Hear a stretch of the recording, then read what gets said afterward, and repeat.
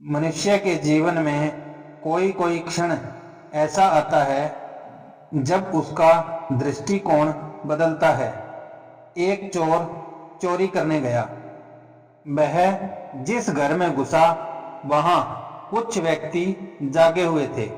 उनकी फुसफुसाहट ने उसको सावधान कर दिया। वह सांस रोककर खड़ा हो गया और कक्ष के भीतर होने वाले वार्तालाप को सुनने लगा। बात करने वाले पति पत्नी थे। उनकी बातचीत का सिलसिला ऐसे शुरू हुआ। पत्नी बोली, अब हमारी अवस्था ढल रही है। हम कब तक संसार में उलझे रहेंगे। अब हमें घर छोड़कर संन्यास ले लेना चाहिए।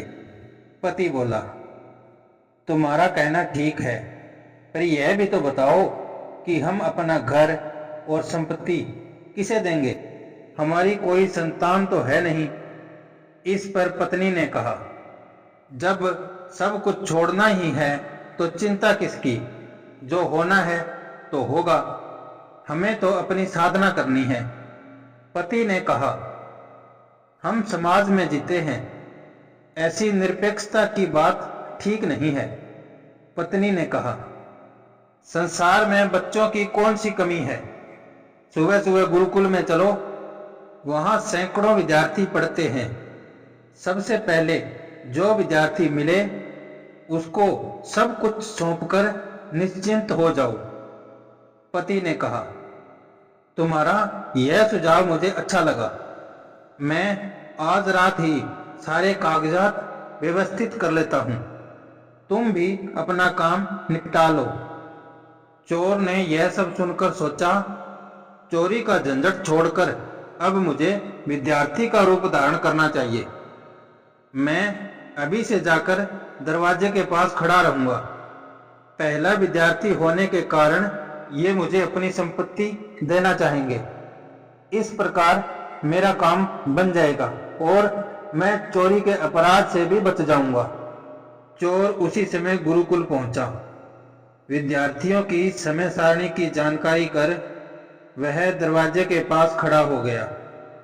पूर्व निर्धारित योजना के अनुसार सूर्योदय के साथ ही पति पत्नी ने गुरुकुल में प्रवेश किया। तब तक वहां काफी विद्यार्थी आ चुके थे। इस गुरुकुल के 2 दरवाजे थे। चोर जिस दरवाजे पर खड़ा था, पति पत्नी उधर से नहीं आए। वह पहला विद्यार्थी बनकर खड़ा था, पर अंतिम हो गया। अब कोई दूसरा उपाय तो था नहीं। वह खड़ा खड़ा देखने लगा। पति पत्नी सबसे पहले जिस विद्यार्थी से मिले उसका परिचय पूछा। उसे अपने साथ चलने के लिए कहा। विद्यार्थी ने कारण जानना चाहा। पति पत्नी ने बताया कि वे सन्यासी बनना चाहते हैं, इसलिए अपना घर और संपत्ति उसे दे देंगे। विद्यार्थी ने पूछा, आप अपना धन दौलत क्यों छोड़ रहे हैं। पति पत्नी बोले, धन पाप का मूल है। यह बात सुनते ही विद्यार्थी ने कहा, धन पाप का मूल है तो मेरे गले में क्यों डाल रहे हो।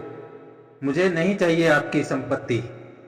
पति पत्नी उस विद्यार्थी को छोड़कर दूसरे के पास पहुंचे। उसने भी वही उत्तर दिया। एक एक करके उस पंक्ति में खड़े सब विद्यार्थी असहमत हो गए।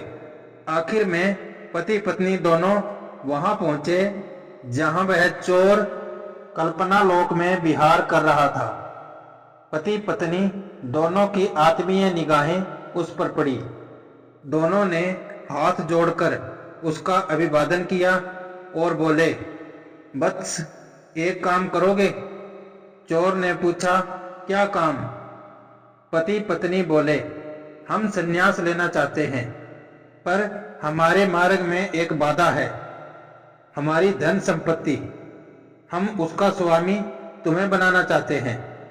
तुम इसे संभाल लो तो हम जल्दी से जल्दी इस कीचड़ से निकलें। अब तक जिसके मन में धन की बेचैनी बढ़ती जा रही थी, उसको एक झटका सा लगा।